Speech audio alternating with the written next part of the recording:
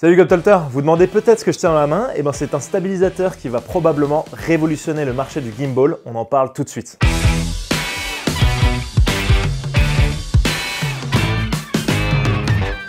Ok, on est de retour.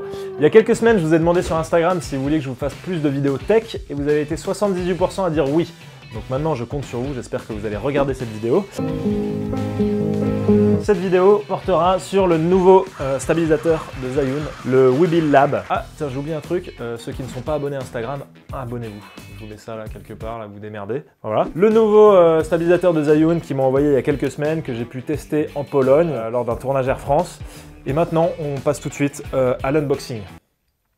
Non, parce qu'il est déjà unboxé et parce que je suis pas une mauvaise blogueuse mode qui va s'amuser à regarder combien il y a d'emballage dans son truc. On n'est pas là pour ça. Moi, je suis là pour vous dire ce que j'ai pensé de cet outil dans le cadre d'une utilisation professionnelle. Donc, je vais pas m'attarder sur tout ce qui est détails techniques, je vais pas faire des analyses comparatives. Moi, je suis plus là pour vous donner un avis voilà, global au niveau du ressenti pour une utilisation professionnelle. D'abord, je vais vous parler des points forts de ce stabilisateur. Je dois dire que le côté que j'ai trouvé super innovant et qui m'a beaucoup surpris de la part de Zhiyun, honnêtement, je trouve qu'ils ont vraiment un peu bouleversé le game avec ça, c'est le fait d'avoir bougé le compartiment des piles ici, donc ce qui fait un coude, et ce qui vous permet de fixer le petit trépied ou alors un monopode ici, et du coup de faire des plans en tenant le stabilisateur qu'on tient normalement ici différemment. Donc ça permet par exemple lorsqu'on a un monopode de le tenir plus bas sans se casser le dos, donc ça c'est vraiment un gros point fort.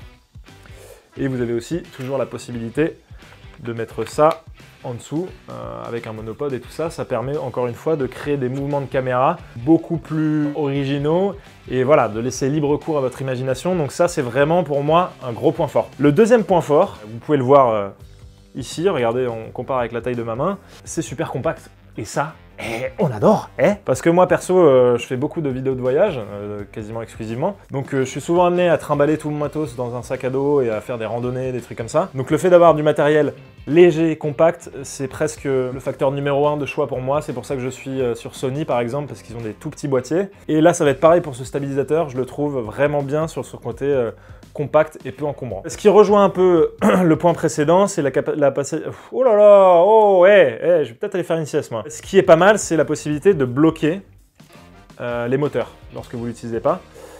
Donc ça, c'est cool, ça permet voilà, de l'avoir en position vraiment très plat, donc encore plus compact. Ça permet de ne pas avoir les trucs qui se trimballent et de ne pas abîmer les moteurs, donc ça c'est encore un vrai point fort. Et enfin, le dernier truc que j'ai bien aimé, qui existait sûrement sur d'autres modèles, en tout cas je sais que ça existe sur d'autres marques, notamment le Ronin, c'est la capacité de faire des rotations à 360 degrés, ce qu'on appelle le Vortex Mode. Donc voilà, tout ça m'a donné vraiment une bonne impression de ce stabilisateur. Je trouve que c'est vraiment un très bon produit. Et je suis très content de pouvoir l'utiliser maintenant. Il y a quand même un petit point négatif, en tout cas c'est le seul que j'ai remarqué vraiment sur ce tournage. Après moi je ne suis pas le plus tatillon, faut le savoir. En fait, si vous voulez, le bouton pour activer le follow mode, on va dire vertical, est ici. Donc ça veut dire que quand vous utilisez un monopode et que vous n'avez pas accès à cette poignée, à ce bouton, du coup vous ne pouvez pas faire de tilt en follow mode. Et d'ailleurs vous n'avez pas non plus accès au joystick, mais bon ça c'est normal. En revanche, le follow mode tilt du haut vers le bas, c'est pas normal qu'il n'y ait pas une solution avec un monopode parce que parfois on a besoin de faire un mouvement comme ça et c'est pas possible. Donc ça c'est un truc qui m'a un peu gêné. Après j'ai vu qu'il y avait des mecs qui mettaient des élastiques pour le faire quand même, donc j'ai pas encore testé, peut-être que ça marche bien, mais bon, ça fait légèrement manouche comme on dit, Excusez-moi les manouches, je vous aime bien quand même. Ce que je vous propose, vu qu'en Pologne on l'a testé qu'avec le 6300 et le 10-18, parce que j'aime bien moi les petits setups bien compacts, j'aime bien. Voilà, c'est qu'on va le tester avec l'A7R3 et même l'A7R2 avec un 24-70. Un appareil bien lourd, avec une grande focale, on va voir si ça marche toujours aussi bien. Donc je vous propose de faire ça tout de suite. A few moments later. Alors en fait le test va être plus rapide que ce que je pensais, tout simplement ce n'est pas adapté pour ce matériel. Voilà. Comme vous pouvez le voir, ça ne s'équilibre pas du tout, voilà. Donc je pense que la conclusion de tout ça, c'est que le Weebill Lab n'est pas du tout adapté pour un A7R 2 ou 3 avec un G-Master. Ça marche à peu près avec le 1635 G-Master, mais je crois que c'est pas top, ça fait un peu des à-coups. Et là, avec le 2470, ça ne s'équilibre même pas. Et comme vous pouvez le voir, là, je peux même pas monter le truc complètement verticalement. Voilà, donc pour résumer, je pense que c'est un très bon achat si vous avez des petits setups. Par exemple, avec n'importe quel boîtier en soi, ça marche, que ce soit un plein format ou un APS-C comme le 6300 que j'ai pu utiliser. Ce qui va vraiment en fait compter, c'est l'objectif que vous allez utiliser, donc quelque chose d'assez petit.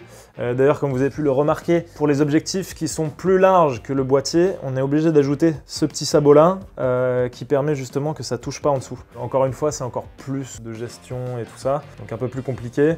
Surtout que ça a tendance à se dévisser plus facilement avec les à-coups et tout ça. On l'a expérimenté avec le 6300 et le 1018. Ça vaut vraiment le coup d'acheter ça par rapport au Crane Plus si vous avez des petits setups. En revanche, si vous avez des gros setups, il faut passer directement au Crane 3. Voilà, j'espère que ce petit test et cet avis vous auraient été utiles.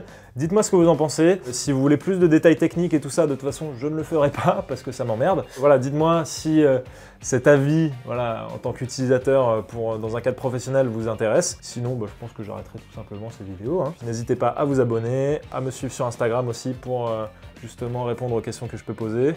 Et puis aussi, à côté de ça, je fais quand même des vidéos de voyage, donc si vous aimez bien ça, n'hésitez pas à aller voir ça. Et puis je vous dis à très vite.